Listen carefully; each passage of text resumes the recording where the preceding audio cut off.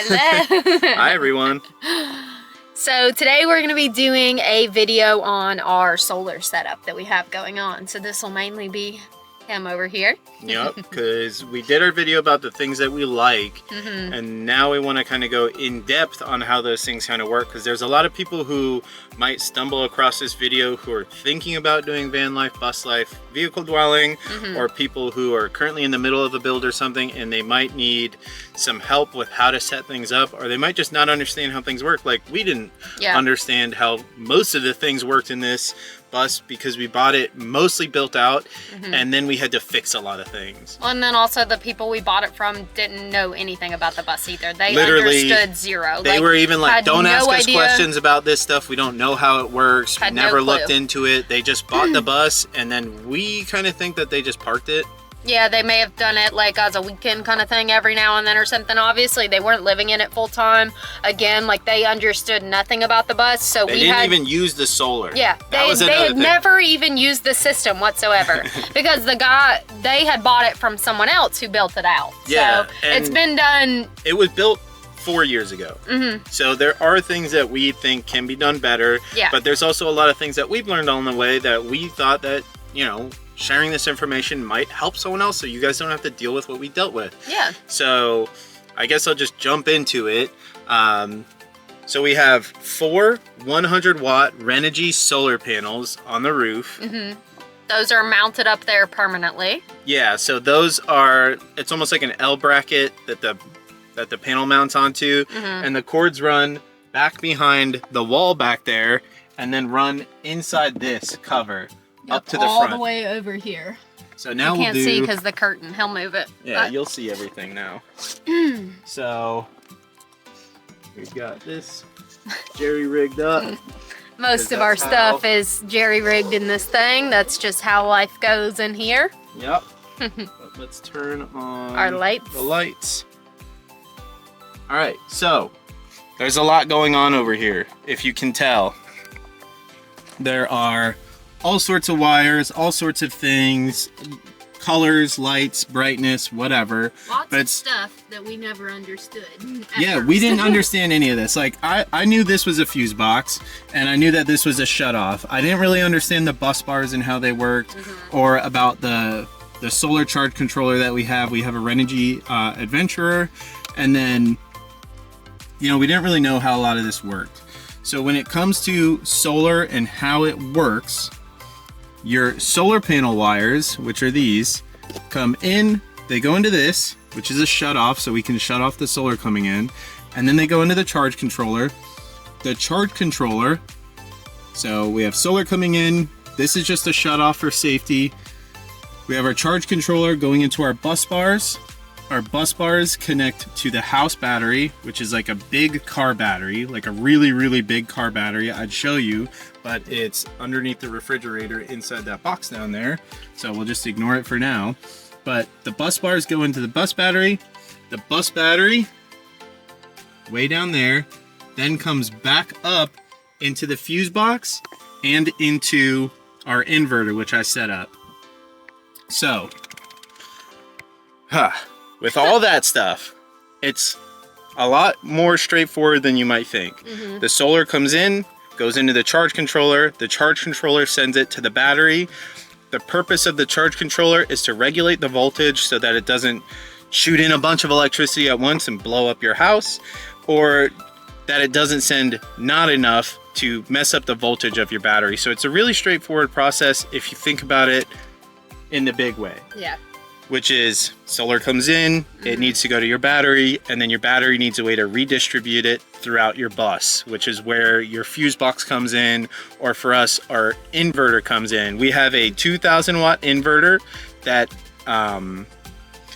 basically it takes your DC power and converts it into AC power so that you can plug things into it.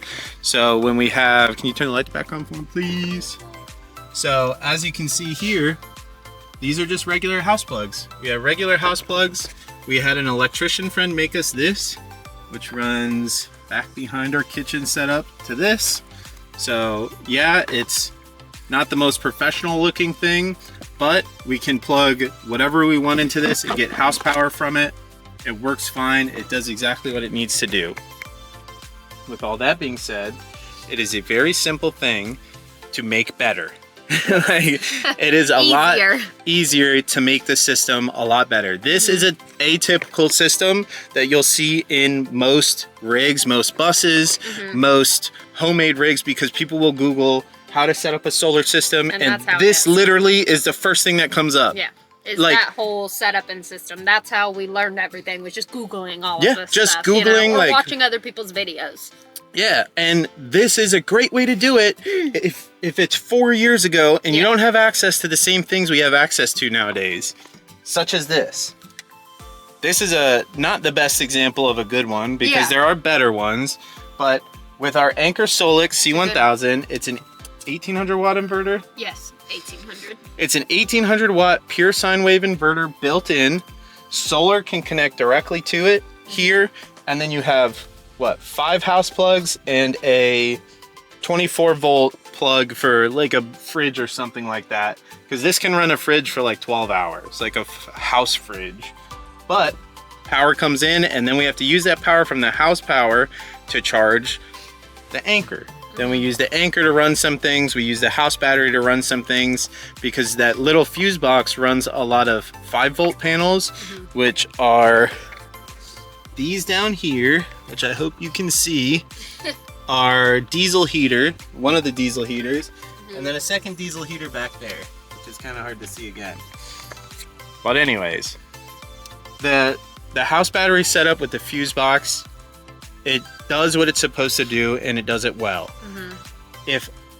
When we redo our bus, the big thing we're going to be changing is we're going to be going strictly to a already full setup. Like, that's the whole point of the Anker, is this is all of that in one thing. Yeah. So we plan on getting obviously a better one and a bigger one that can store more capacity and everything like that. But the point is this is everything in one.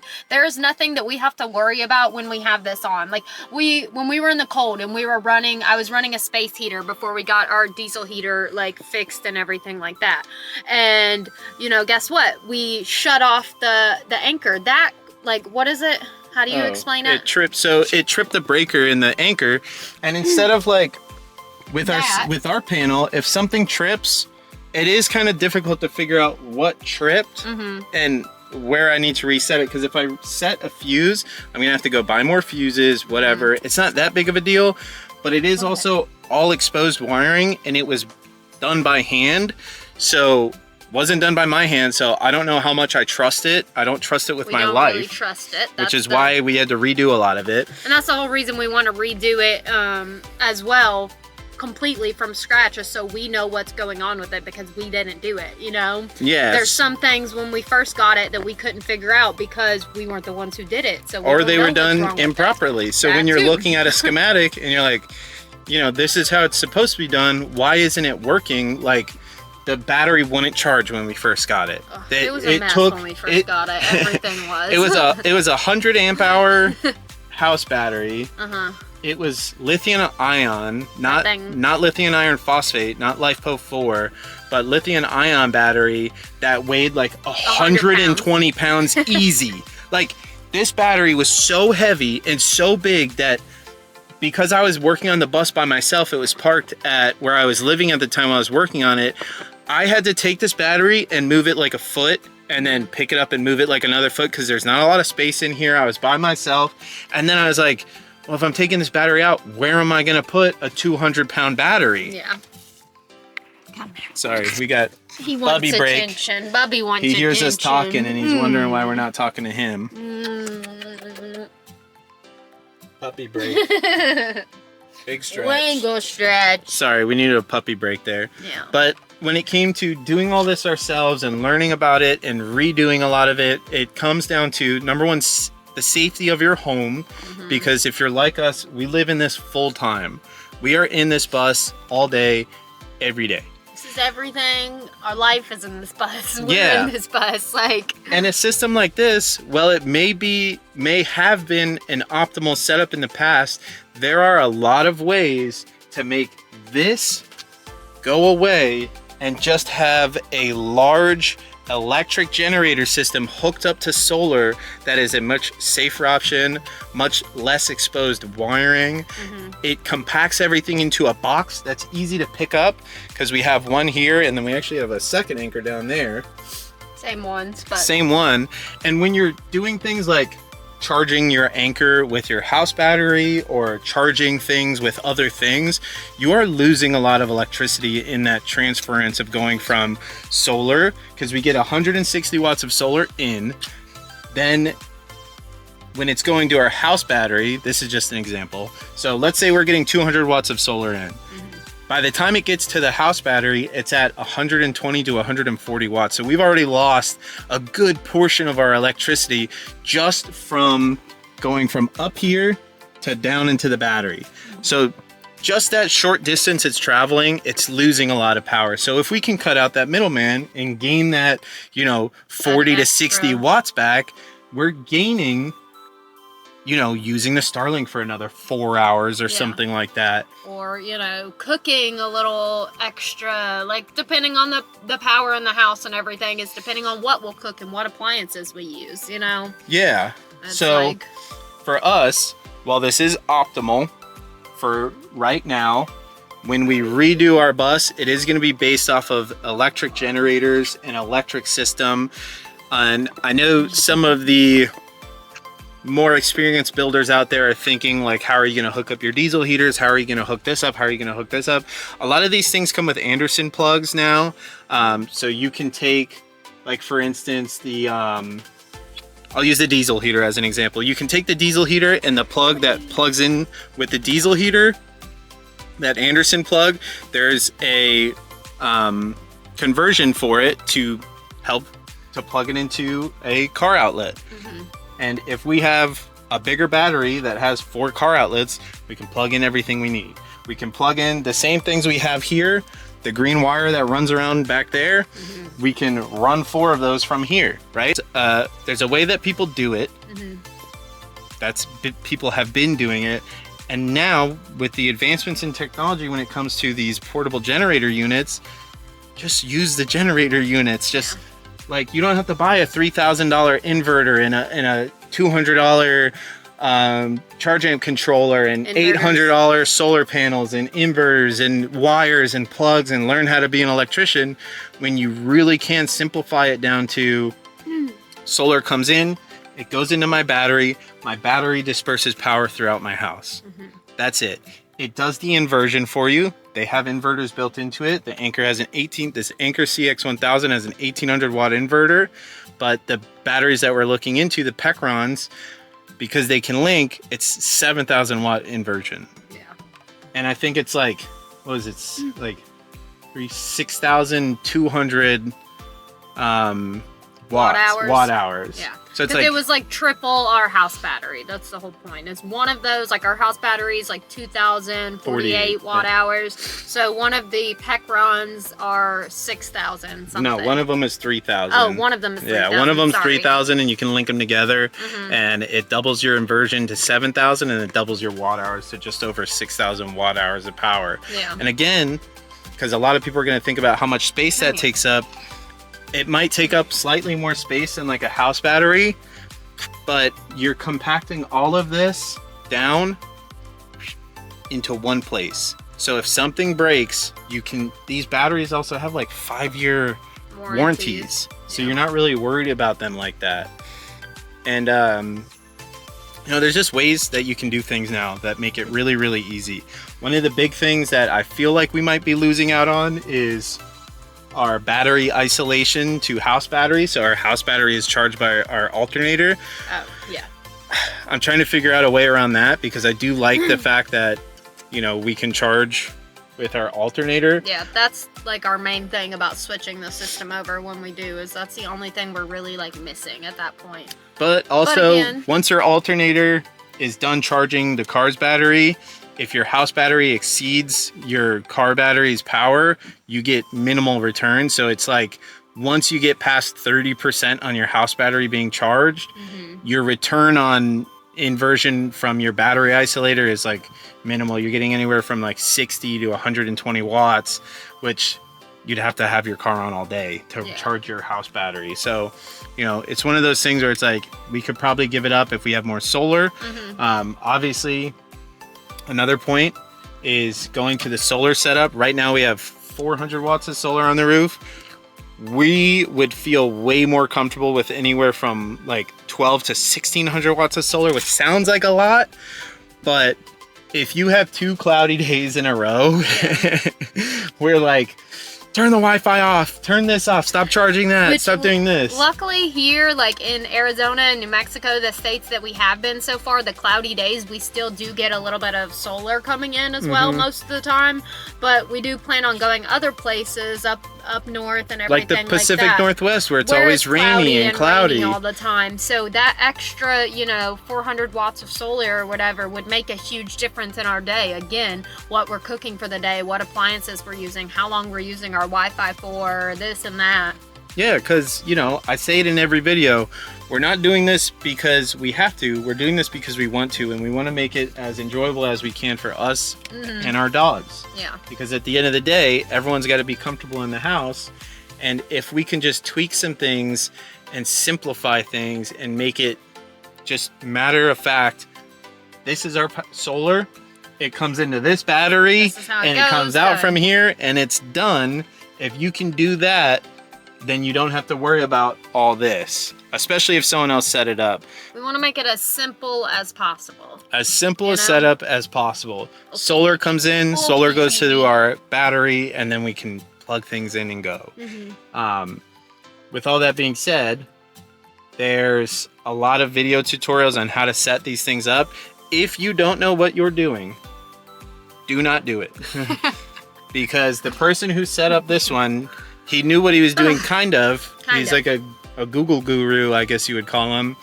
But one wrong wire in the wrong spot, one wrong gauge wire can lead to a fire. Electric is not a joke. And when you're talking about solar and things that people don't research as much as they should, it is serious. You can start a fire in your rig. You can burn down your rig overnight just with one wire that's just the wrong gauge. Like, oh, I need an 8 gauge, but a 6 can do. It can't. You really need to make sure you know what you're doing. And if you don't know what you're doing, the option that we just went over with solar into power is a great option for everybody.